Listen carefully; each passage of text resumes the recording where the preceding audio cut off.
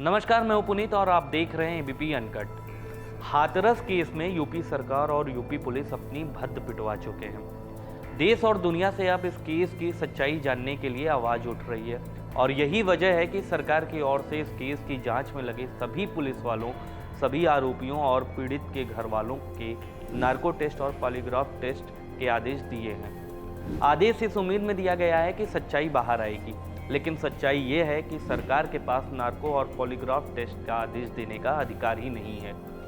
ये काम सिर्फ कोर्ट का है और वो तब जब जिसका टेस्ट होना है वो टेस्ट करवाने को राजी हो। इतना होने के बाद अगर कोर्ट आदेश देती भी है तो क्या इन दोनों टेस्ट से सच में हकीकत सामने आएगी?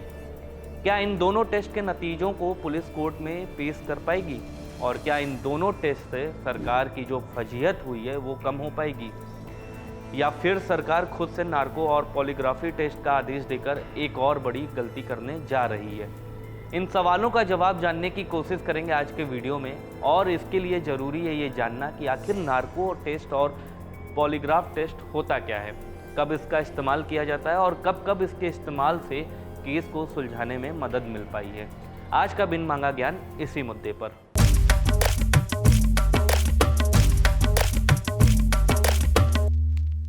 सबसे पहले बात करते हैं नार्को टेस्ट की। नार्को टेस्ट इसलिए करवाया जाता है कि आदमी चाहकर भी झूठ ना बोल सके, और आदमी चाहकर भी झूठ तभी नहीं बोल सकता है जब उसका अपने दिमाग पर पूरा कंट्रोल ना हो। नार्को टेस्ट में यही किया जाता है। जिसका टेस्ट होना है उसे कुछ ड्रग्स दिए जाते हैं। इसको कहा जाता है ट्रुथ ड्रग, यानी कि सच बोलने की दवा। इसमें सोडियम पेंटाथॉल या थियापेंटोल सोडियम, सोडियम एमेटल, इथेनॉल, बार्बिचूरेट्स, स्कोपोलामाइन जैसी दवाएं होती हैं। आमतौर पर जिसका टेस्ट करना होता है उसे सोडियम पेंटाथॉल या थियापेंटल सोडियम का इंजेक्शन लगाया जाता है। इंजेक्शन में दवा की मात्रा कितनी होगी ये टेस्ट करवाने वाले शख्स की उम्र, उसकी शारीरिक स्थिति, उसकी सेहत के आधार पर निर्भर करता है। इसके लिए एक्सपर्ट होते हैं जो ये तय करते हैं कि इंजेक्शन में दवा की मात्रा कितनी होगी, क्योंकि अगर दवा की मात्रा ज़्यादा हो गई तो फिर इंसान पूरी तरह से बेहोश हो सकता है, या फिर कोमा में जा सकता है, या फिर उसकी मौत भी हो सकती है। इसलिए पूरा टेस्ट एक्सपर्ट की मौजूदगी में ही होता है।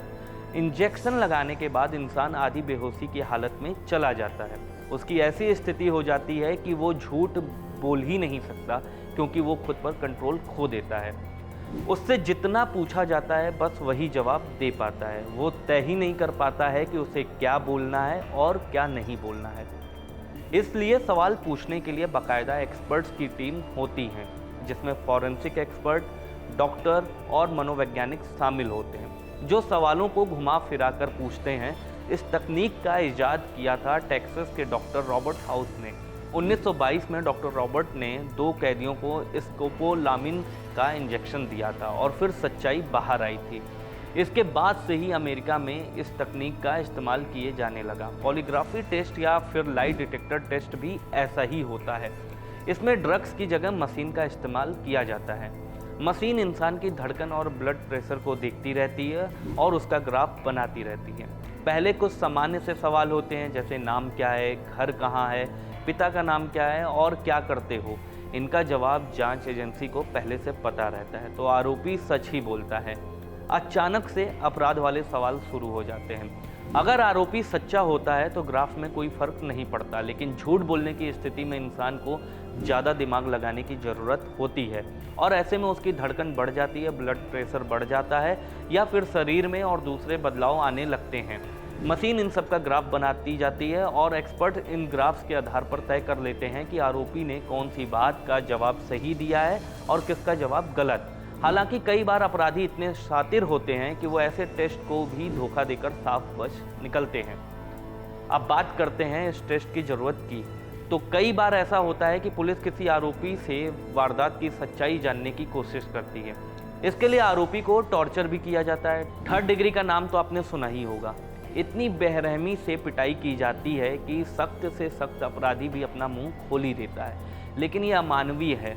किसी को इस हद तक पीटना जायज़ नहीं ठहराया जा सकता है, और इसके लिए लगातार पुलिस पर सवाल उठते रहते हैं। इसलिए पुलिस को इस तकनीक की ज़रूरत पड़ती है जिसमें दवाइयों के जरिए सच जानने की कवायद की जाती है। लेकिन इस तरीके से हासिल हुए सच को अदालत नहीं मानती है। क्यों? उसको भी बताते हैं। साल 2010 में सुप्रीम कोर्ट के चीफ जस्टिस थे जस्टिस के.जी. बालाकृष्णन। उनकी बेंच में शामिल थे जस्टिस आर.वी. रविंद्रन और जस्टिस जे.एम. पांचाल। उनके सामने केस था Selvi versus state of Karnataka. 5 मई 2010 को इस मामले में फैसला देते हुए सुप्रीम कोर्ट की बेंच ने कहा था कि अगर आरोपी खुद से अपनी जांच की सहमति नहीं देता है और उसका वकील इसके लिए तैयार नहीं होता है तो टेस्ट के नतीजों को कोर्ट में स्वीकार नहीं किया जा सकता।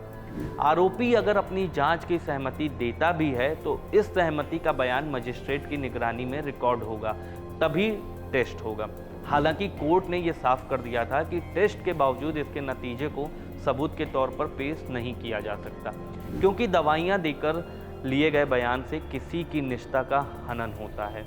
अब इस फैसले का आधार क्या था वो भी जान लीजिए। आधार है भारत का संविधान।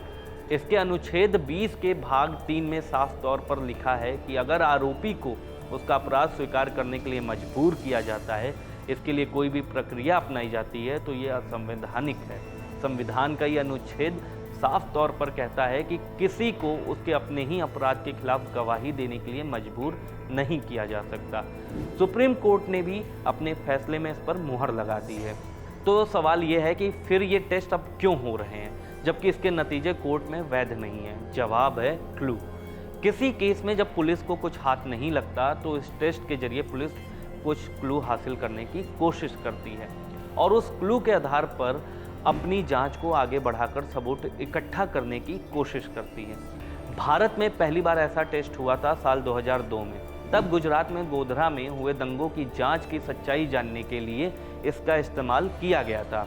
उसके बाद कई केस में इसका इस्तेमाल हुआ, जैसे गुजरात में अरुण भट्ट किडनैपिंग केस था, दिल्ली का Naina Sahni tandoor case, mafia don Arun Gawli और अबू सलेम केस, निठारी हत्याकांड में मोहिंदर पंडेर और सुरेंद्र कोहली का भी टेस्ट हुआ था, आरूसी हेमराज हत्याकांड और हाल ही में उन्नाव में कुलदीप सेंगर के मामले में नार्को और पॉलीग्राफी टेस्ट हुए थे। मुंबई में 26/11 के हमले के दोषी कसाब का भी नार्को टेस्ट हुआ था। अब एक बार फिर से हाथरस केस में नार्को और पॉलीग्राफी टेस्ट का आदेश योगी सरकार की ओर से दिया गया है, लेकिन एक बार फिर से साफ कर दें कि ये आदेश जांच एजेंसियों की रिक्वेस्ट पर सिर्फ अदालत ही दे सकती है। शासन और प्रशासन के स्तर पर ऐसा आदेश दिया ही नहीं जा सकता। ऐसे में फिलहाल तो ये आदेश बेमानी ही है, क्योंकि जब तक अदालत आदेश नहीं देती किसी का भी नार्को और पॉलीग्राफी नहीं हो सकता, और अदालत भी आदेश तभी दे सकती है जब जिसका नार्को टेस्ट होना है वो अपनी सहमति दे दे। अगर कोई नार्को से इनकार कर देता है तो फिर अदालत भी आदेश नहीं दे सकती है। इसलिए इस मामले में जो भी अपडेट्स होंगे वो हम आपको आगे भी बताते रहेंगे। देश और दुनिया की तमाम खबरों से अपडेट रहने के लिए डाउनलोड कीजिए एबीपी का लाइव ऐप और देखते रहिए एबीपी अनकट। शुक्रिया। एबीपी न्यूज़ आपको रखे आगे।